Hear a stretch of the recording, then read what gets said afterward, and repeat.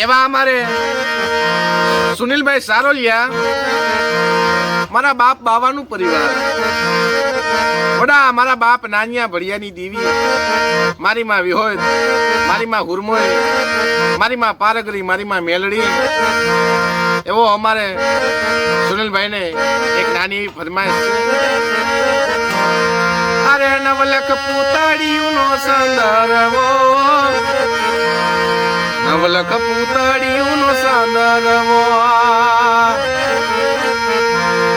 અરે નવલખ પૂતળિયું નો સંદર્ભો, નવલખ પૂતળિયું નો સંદર્ભો.